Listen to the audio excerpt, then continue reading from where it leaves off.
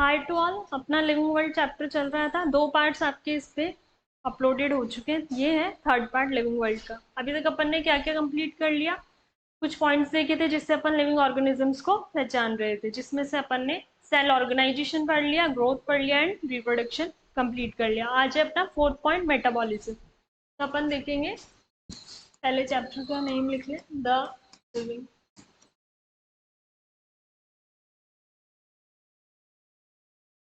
Fourth point अपन ने देखा metabolism.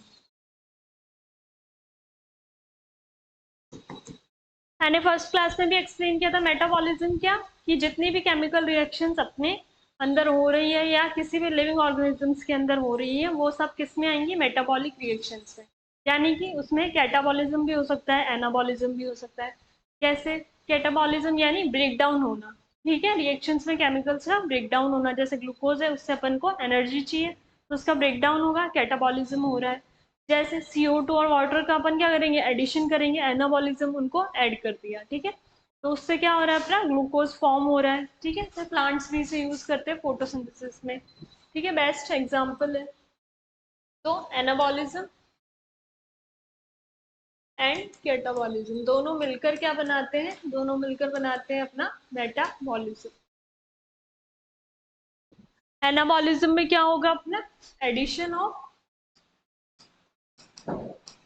Chemicals या कंपाउंड्स और इसमें ब्रेक डाउन।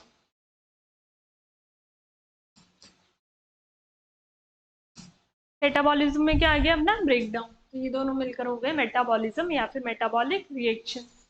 तो ये क्या है, द रिएक्शंस एनाबॉलिक और catabolic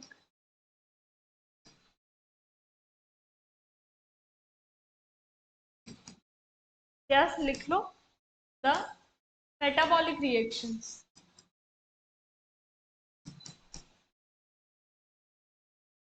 are occurring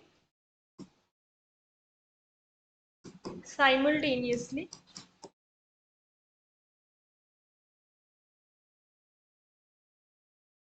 in a living organism।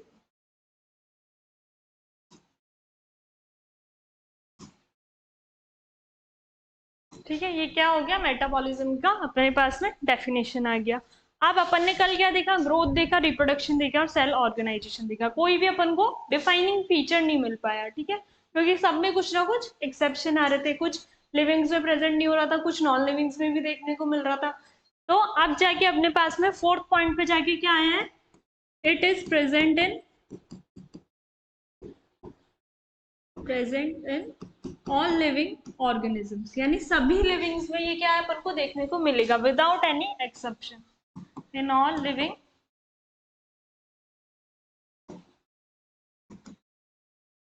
Organisms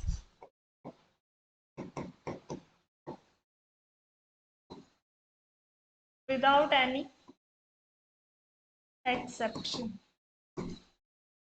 ठीक है, अब डिफाइनिंग फीचर बनने के लिए क्या था, ठीक है चलो सभी लिविंग्स में प्रेजेंट है मान लिया, लेकिन अपने पास में क्या होना चाहिए कि किसी भी नॉन लिविंग में ये प्रेजेंट नहीं होना चाहिए। सो एब्सेंट इन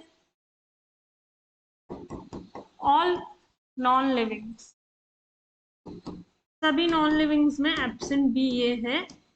यहां से अपन को ये कंफर्मेशन आता है कि ये क्या है, एक डिफाइनिंग फीचर है। तो इसे अपन क्या लिख लेंगे, that tells it is a defining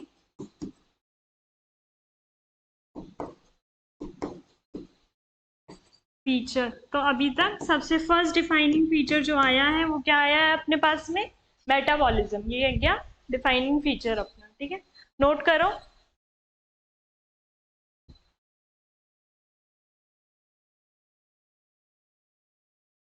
okay, clean करें।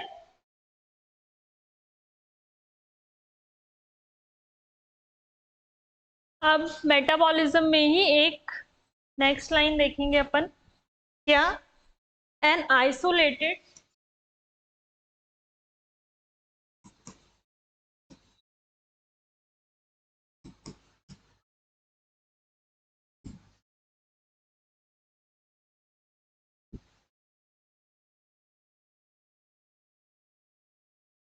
metabolic reactions occurs in a test tube,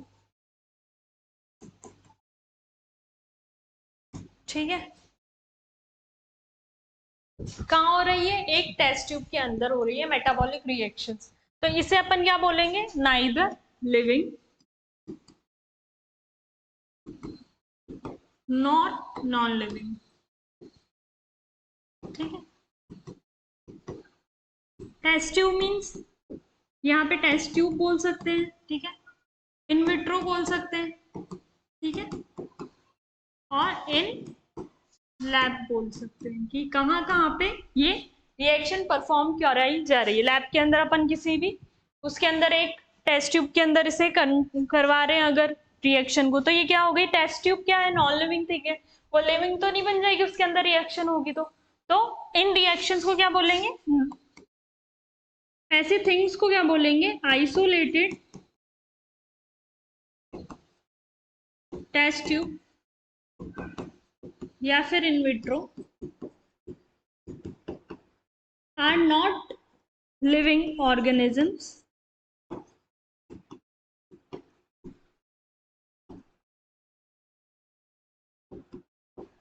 but surely are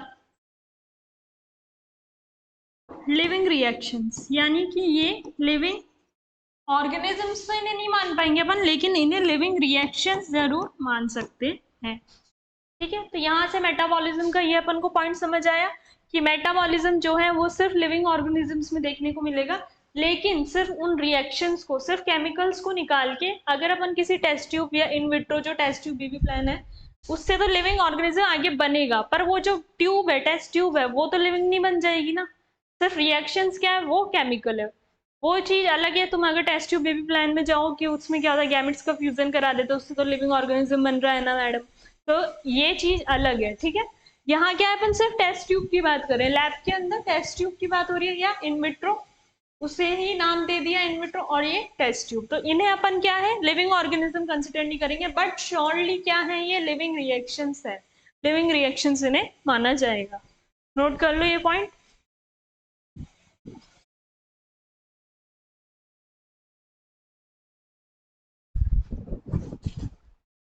तो यहाँ से आपको समझ में आ गया, ठीक है, मेटाबॉलिज्म के लिए अपन ने क्या क्या कंसिडर किया, ठीक है। टेस्ट ट्यूब से आप समझ सकते हो कि सेल फ्री सिस्टम है जो, ठीक है, जहाँ पे कोई सेल नहीं प्रेजेंट है, तो टेस्ट ट्यूब से मतलब है सेल फ्री कोई सिस्टम लेंगे, ठीक है। ये नहीं कि ट्यूब की शेप ही होनी चाहिए, आप लोग ऐसा सोचने लग जाओ। तो सेल फ्री सिस्टम जो होगा वहां पे अपन ऐसी रिएक्शंस कराएंगे, ठीक है। इनर टेस्ट ट्यूब यानी कि क्या हो रही है, outside the body of an organism.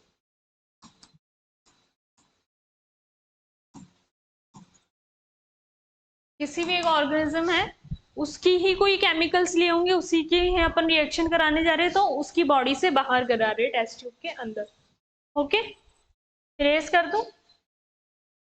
ये आ गया अपना फोर्थ पॉइंट, यहां तक कंप्लीट होता है मेटाबॉलिज्म। अब है अपने पास में next ability to sense environment, जिससे अपन पता लगाएंगे कि ऑर्गेनिज्म लिविंग है और नॉन लिविंग।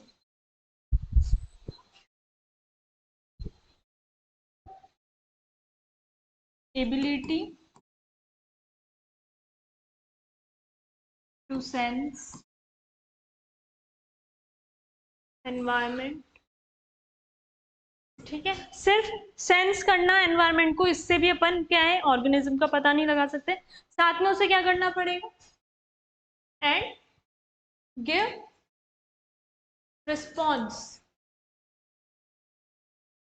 टू स्टिमुलर या स्टिमुलस, जो उसे स्टिमुलस या स्टिमुलाई मिल रहा है उसके अगेंस्ट में उसे प्रॉपर रिस्पॉन्स देना पड़ेगा। गिव अ प्रॉपर रिस्पॉन्स, ये भी लिख सकते हैं। तो इससे अपन क्या पता लगा सकते हैं कि वो अपने पास में लिविंग ऑर्गेनिज्म है या फिर लिविंग ऑर्गेनिज्म नहीं, ठीक है। जैसे कि अगर अपन देखने जाए कि फिजिकल कुछ चेंजेस होंगे, स्टिमुलाई क्या हो गया अपना, changes in physical chemical and biological environment.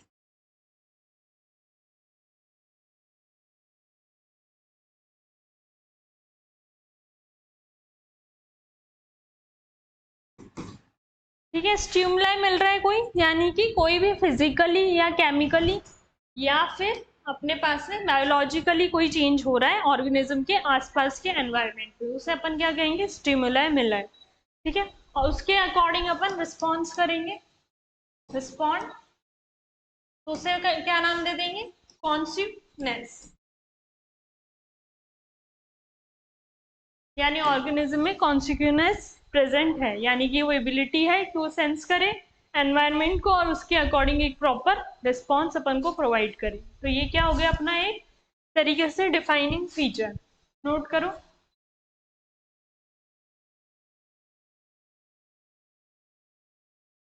आप देखिए, यहां तक अपन ने ये देखा, आप अपन को ये बताना है कि डिफाइनिंग फीचर कैसे है। It is a defining feature,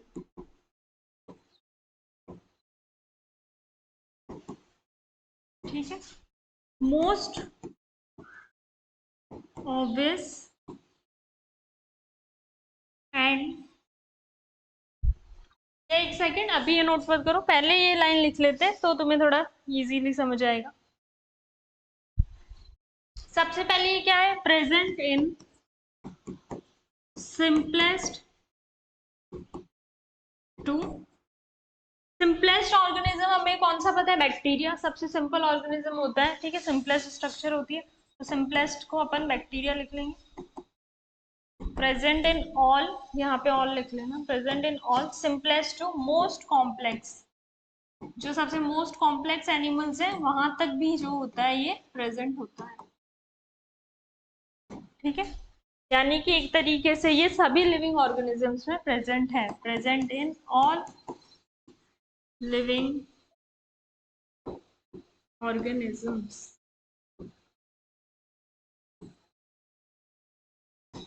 absent in all non living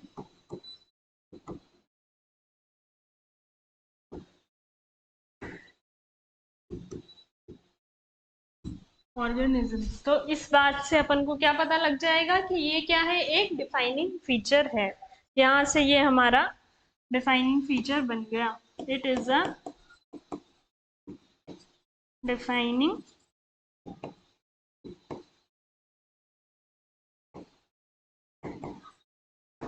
it is a defining feature, क्योंकि ये सभी ऑर्गेनिजम्स लिविंग में मिल रहे हैं और नॉन लिविंग सभी में एब्सेंट हो रहा है।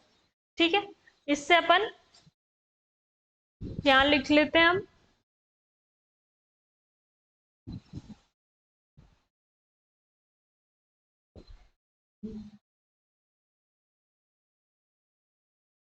कि ये क्या है, most obvious and most complicated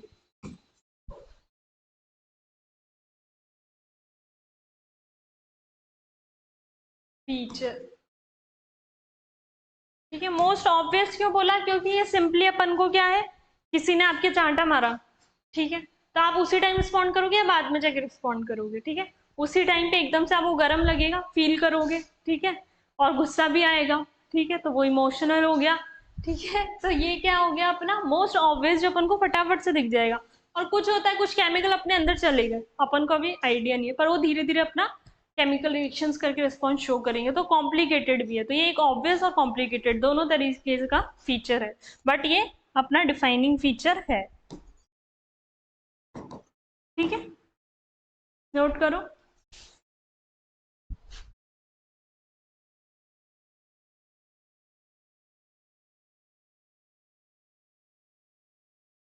अब अपन अगर इसका एग्जाम्पल देखें, ठीक है, एग्जाम्पल देखते हैं, जैसे photo periodism.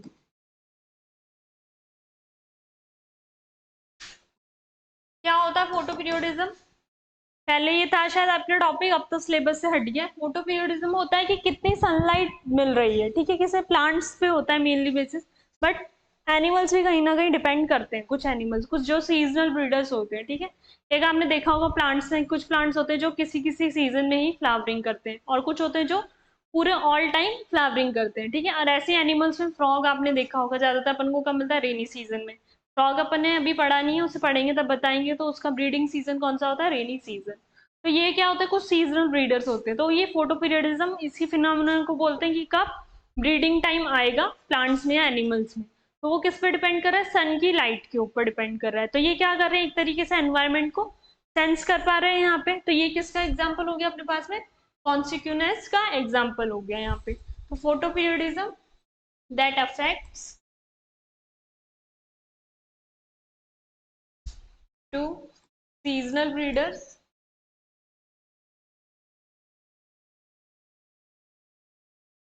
In both plant and animals, दोनों में, ठीक है।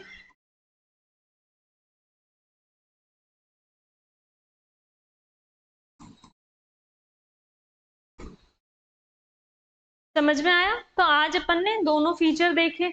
अब इसके बारे में, कॉन्सिक्वेंस के बारे में एक छोटी सी टॉपिक और दी हुई है एनसीईआरटी में, जो अपन नेक्स्ट लेक्चर में कंप्लीट करेंगे, ठीक है। उसमें पढ़ेंगे कि उसने उसके अंदर अपन को क्या बताया है, ठीक है, कि उसे लिविंग माना है या नॉन लिविंग माना है। तुम लोगों को याद भी आ रहा होगा, अगर एनसीईआरटी पढ़ी है तो किसके बात हो रही है, कोमा पेशेंट की बात हो रही है। तो अपन वो नेक्स्ट लेक्चर में करेंगे। Thank you.